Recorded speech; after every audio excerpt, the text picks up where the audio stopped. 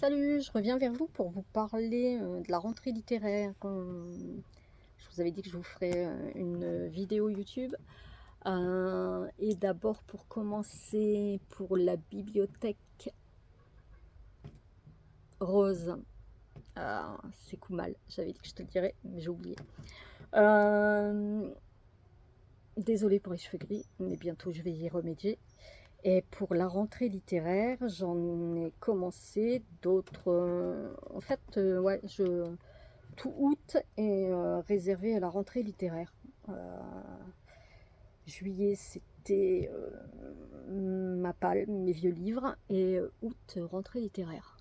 Il est plus de 17 heures et il fait encore moins 40 sur ma terrasse, ce qui est très chaud, même si je supporte la chaleur. Normalement, vous ne devriez entendre que le vent, les oiseaux et mon chien. Certainement. Ouais, certainement. Donc, je vais vous parler de Abel Quentin, Cabane de chez les éditions de l'Observatoire. C'est c'est de la tchède insouciance des 70s à la gueule de bois des années 2020. Cabane est le récit d'une traque et la satire féroce d'une humanité qui danse au bord de l'abîme. Donc, euh, c'est une Berkeley, 1973, département de dynamique des systèmes. 4 jeunes chercheurs mettent les dernières touches au rapport qui va changer leur vie. La croissance industrielle et démographique ne ralentit pas. Le monde tel qu'on le connaît s'effondrera au cours du XXIe siècle. Donc c'est l'histoire de quatre personnes, un couple d'Américains, Mildred et Eugène, qui veulent alerter l'opinion. C'est un Français, Paul Guérillot, qui songe qu'à sa carrière et son rêve de vivre vite.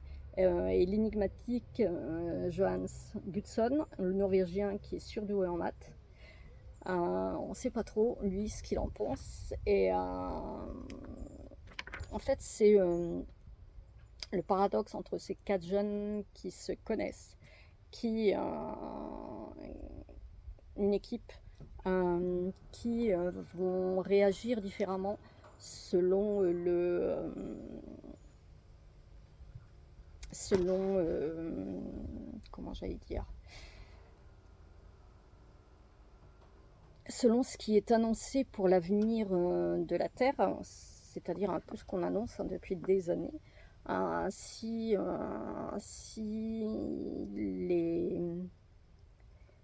Si les gouvernements ne prennent pas de mesures fortes, s'ils ne punissent pas fortement, si la Terre n'est qu'une passerelle pour la cupidité et l'avidité, bon, on va dans le mur et on n'y survivra pas. Enfin, nos enfants, petits-enfants, arrière-petits-enfants. Par contre, la nature nous survivra, elle nous survivra tout le temps, mais nous, on ne pourra plus vivre.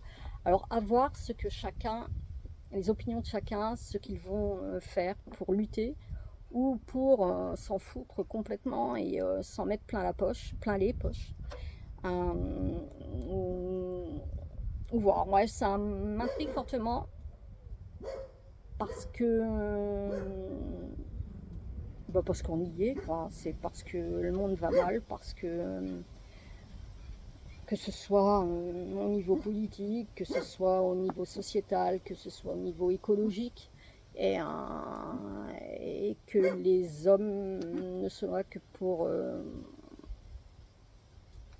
se tuer, se frapper dessus, à savoir celui qui tuera le plus de monde. Ce qui est dommage puisque notre vie est courte. Donc c'est un livre qui sort le 21 août, c'est son troisième bouquin. Euh, je suis impatiente de le lire, je ne l'ai pas commencé, mais je suis impatiente de le lire.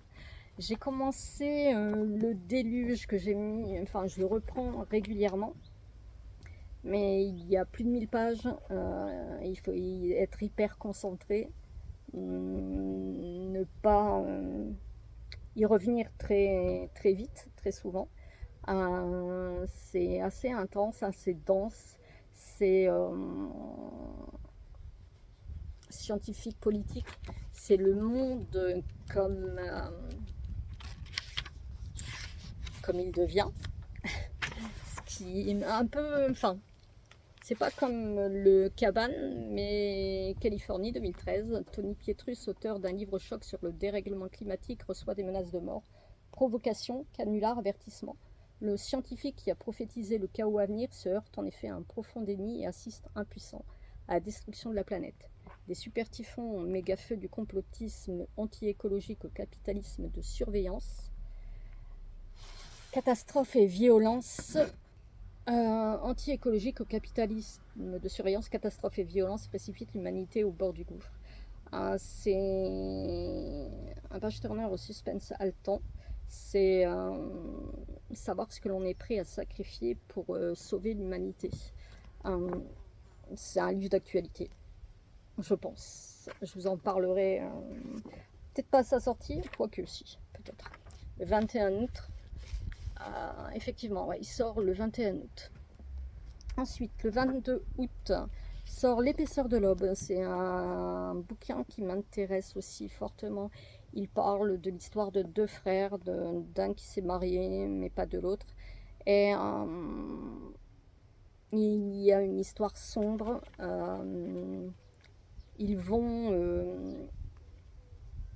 c'est Ness et Roy. L'un s'est marié, pas l'autre. Ils ont quitté l'Écosse lorsque l'un des deux frères, quand Roy demande à Ness de l'accompagner au Botti, la maison familiale perdue au milieu des montagnes. Ness n'hésite pas, il retourne dans cette maison parce qu'il aimerait que son frère Roy retrouve... il lui a raconté des histoires quand il était enfant. Il aimerait renouer avec son frère parce qu'ils se sont perdus. Et puis parce qu'il aimerait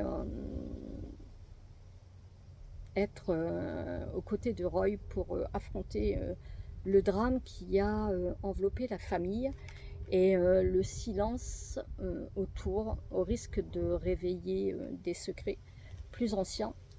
Les histoires familiales, j'aime beaucoup. Donc je suis... je sais pas si ce sera pas mon prochain bouquin. Mais celui-ci sort le 22 août. Donc, ouais, hyper intéressé, c'est chez Belfond, hyper intéressé par ce livre. Le Déluge, le livre précédent, c'était chez Albin Michel. Ensuite, chez Gallmeister, les deux prochains sont deux livres de chez Gallmeister. Il y a Les Enfants loups de Vera Buck. On se retrouve dans les montagnes, au cœur de la forêt, où rôdent encore les loups. Se niche le hameau de Jacob Leister. La vie y est rude et la nature impitoyable, surtout pour la jeune Rebecca qui rêve de s'enfuir très loin. Puis un jour elle disparaît. Elle n'est pas la première jeune femme engloutie par cette région hostile. S'agit-il d'accidents ou de meurtres en série? Pour découvrir la vérité, il faut faire voler en éclats les sombres secrets enfouis au plus profond des montagnes. Donc on est dans un nature writing policier,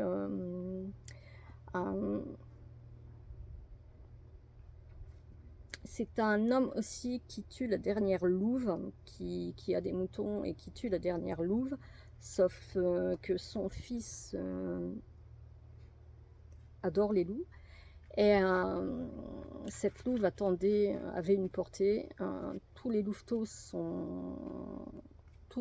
sauf un sont morts.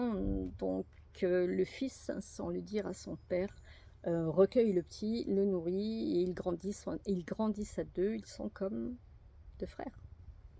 Donc je suis très intéressée par cette histoire, par ces secrets, par ces femmes qui disparaissent. Ouais, très très intéressée. J'ai hâte d'en lire quelques-uns quand même là. Non, la plupart de ceux que j'ai, c'est ce que j'avais demandé. Je suis très contente.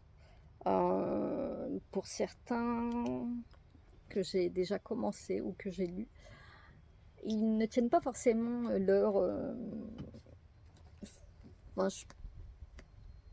ils ne sont pas à la hauteur de mes attentes. Voilà. Ma reine Hog, c'est 11%. On est dans une société matriarcale. L'homme, il en reste 11% dans un laboratoire. Ils ne sont là que pour la reproduction. Mais il y a 3 femmes qui ont leur destin bouleversé par la venue d'un bébé, d'un petit garçon qu'elles gardent, qu'elles cachent. On parle de sorcière, on parle de matriarcat, d'extrémisme même.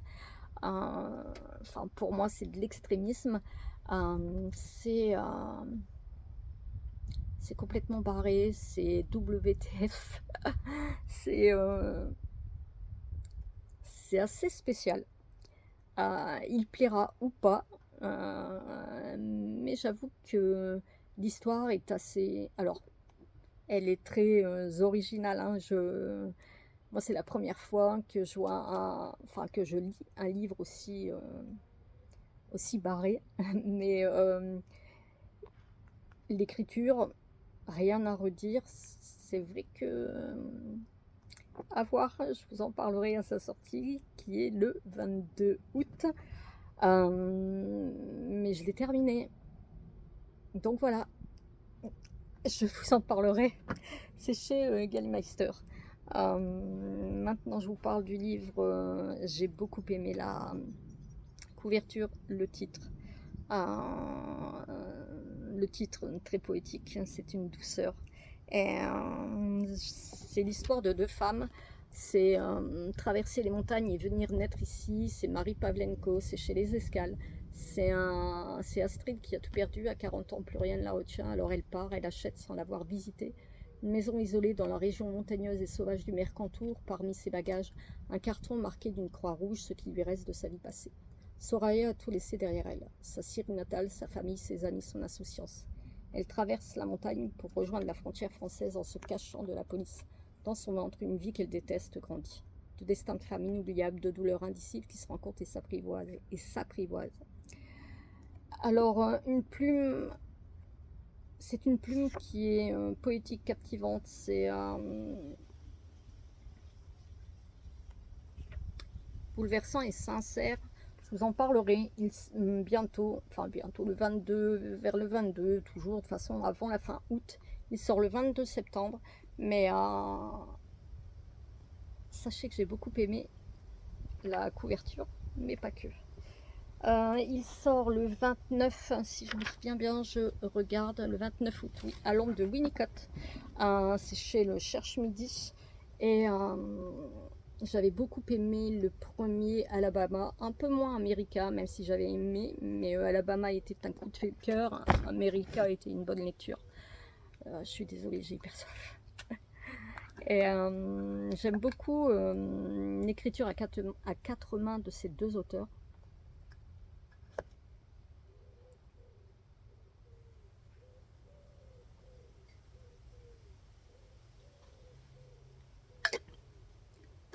J'aime beaucoup l'écriture à 4 mains de ces 2 auteurs. Ici, on va parler aussi d'une famille qui arrive, qui est dans le Sussex, en Angleterre, en 1934.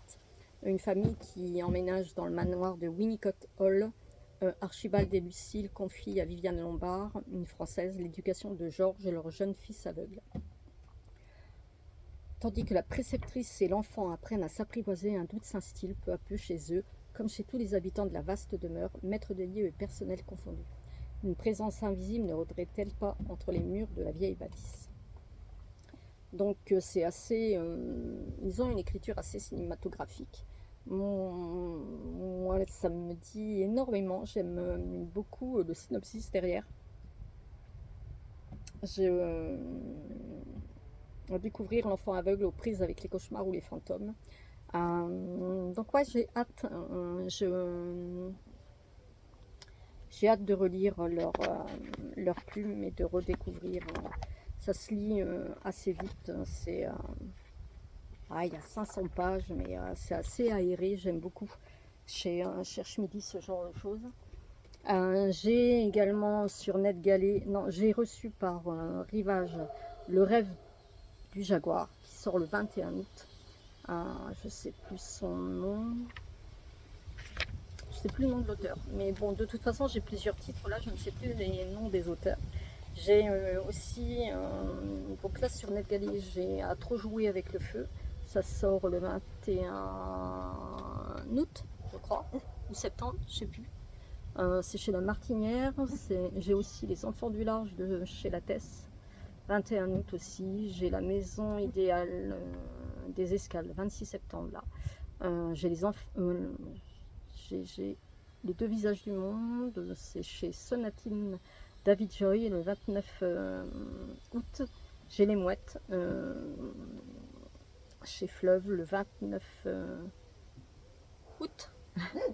Celle qui a survécu chez Mira le 12 septembre. Et puis voilà, c'est déjà pas mal. Donc je fais le forcing là jusque fin août pour la rentrée littéraire. D'autres livres que j'aimerais lire de la rentrée littéraire, ouais, je pense que je vais attendre pour le Sandrine Colette. Après chez Iconoclast, j'avais envie de lire mince, comment elle s'appelle, j'ai lu son bouquin dernièrement, son précédent bouquin qui était Mon mari, l'autrice de Mon mari, donc je ne sais plus son nom, Maud Ventura, voilà.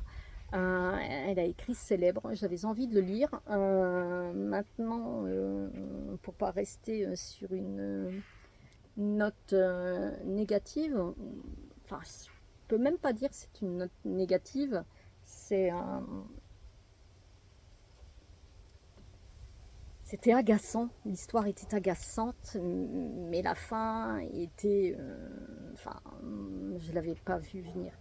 Maintenant, est-ce que la fin suffit au reste du bouquin à dire que j'ai aimé alors que tout le reste ça m'a agacé? Je ne pense pas. Donc ouais, j'avais envie de lire Sandrine Colette, c'est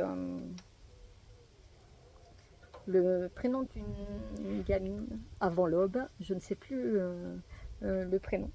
J'avais aussi envie de découvrir, c'est chez Fleuve, j'avais adoré leur précédent. C'est Nathalie Hugues et son mari. Camus, les Camus, le dernier des Camus Hugues, qui sort aussi chez Fleuve. Le titre, je ne sais plus. Mais c'est pas grave, je vous en reparlerai peut-être. La prochaine vidéo que je vous ferai, ça sera la semaine prochaine, sur 3 bouquins que j'ai lus, que j'ai beaucoup aimé. Non, 3 bouquins, une BD. Donc, Marjorie Tissier, là c'est une sortie chez Fleuve le 12 septembre, le 12 août. C'est Deux sœurs de cœur, une seule âme, le Pays Blanc. On est en Pologne en 1926, on est à Paris en 2022 et le présent va rejoindre le passé, ou l'inverse. Ou le passé rejoint le présent. C'est des jumelles, leur séparation, c'est l'exil, c'est ouais, des secrets de famille enfouis, c'est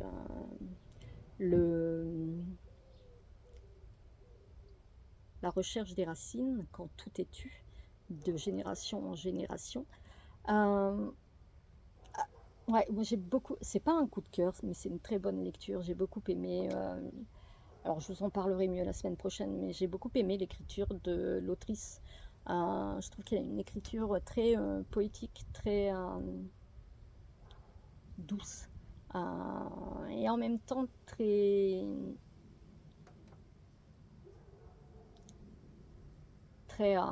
vive, enfin, elle dit des vérités qui sont hyper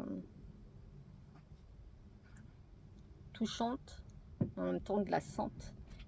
C'est les générations futures qui sont impactées par les secrets du passé. Et je trouve ça hyper dommage. Et c'est un retour vers le passé. Et puis c'est la vérité qui finira peut-être par ou pas, ou pas. Mais les vérités sont parfois bien gardées. Ouais, j'ai beaucoup aimé ce livre. Et je vous parlerai aussi. Là, par contre, c'est pas la rentrée littéraire d'un bouquin que j'ai beaucoup aimé. C'est Cathy de Michael McDowell de chez Toussaint Louverture. C'est complètement barré, complètement marteau. C'est l'histoire de Cathy, de Philomena Drax. C'est deux femmes qui recherchent à s'élever dans la société. Je vous en parle la semaine prochaine. J'ai adoré. Je l'ai lu en juillet, donc on dira que c'est mon coup de cœur de juillet. Mais ouais, j'ai beaucoup aimé. Enfin, comme je le chronique en... Ouais, ça va être mon coup de cœur de juillet. J'ai eu un seul coup de cœur et ce sera celui-ci. Après, je peux pas dire que c'est un coup de cœur. Black Coach Wayward Pines. C'est l'épisode 1, Révélation. C'est une trilogie. J'ai découvert l'auteur cette année. J'aime beaucoup. Fin d'année dernière, je ne sais plus. J'aime beaucoup ce qu'il écrit. J'aime beaucoup son écriture. On va se retrouver à Wayward Pines avec Ethan Burke et qui arrive, il ne sait pas pourquoi, qui arrive là, il ne sait pas pourquoi, il vient d'avoir un accident, il a il a eu une perte de mémoire, tout lui revient au fur et à mesure, et il essaie de joindre sa femme, son patron, il n'y arrive pas, il n'y a pas de tonalité, ou alors ça sonne dans le vide. Le chef de la police locale est un peu chelou. Et on est dans un truc qui va nous faire devenir complètement dingue. J'ai beaucoup aimé. Maintenant, j'en ai encore deux à lire. Et puis, je vous parlerai du Loup des Cordeliers qui est sorti chez Phileas. Donc, c'est tiré de l'œuvre du livre de Henri Lovenbruck. Donc là ici c'est écrit par Philippe Quiraud et le graphisme c'est Damien Jacob. Moi j'ai beaucoup aimé le Loup des Cordeliers, le premier tome du Loup des Cordeliers de Gabriel Joly, qui est un jeune journaliste qui c'est la petite histoire dans la grande histoire. On est une semaine ou un mois avant la Révolution, non, une semaine avant la Révolution française. Il y a le pays qui gronde, je vous en parle bientôt. J'ai beaucoup aimé. Maintenant, c'est un premier tome qu'on appelle forcément un second, mais apparemment, il y a la suite, parce que la fin et la suite, c'est le mystère de la Marouge, et le mystère de la Marouge, c'est le deuxième tome. Sauf que là, la fin du premier ne correspond pas à la fin du tome 1 du Loup des Cordeliers. Donc, en fait, là, c'est pas vraiment une fin, c'est à suivre. Et j'ai beaucoup aimé et l'histoire, qui est assez dense, et je pense que c'est pour ça qu'il y a un deuxième tome qui racontera la fin. Et qui est assez dense, qui est assez intense, puisqu'on parle de l'histoire de France, puisqu'on retrouve Danton, puisqu'on retrouve Danton, Louis XVI, et puis d'autres acteurs de la Révolution. J'ai beaucoup aimé, et j'ai beaucoup aimé le graphique, la couleur. On passe... je dis que je vous en parle la semaine prochaine et je continue de vous en parler. Donc je vous en parle réellement la semaine prochaine. En même temps, je vous parlerai de quoi? Je ne sais plus, on verra semaine prochaine. Donc voilà, je vous parlerai de ces quatre-là. Sur ce, j'espère que ça vous a plu. Dites-moi un peu si vous êtes attiré par certaines lectures de la rentrée littéraire et quel titre. Je serais très intéressée. Et puis bon, on se revoit bientôt pour en parler. Ciao, bonne journée, bon week-end.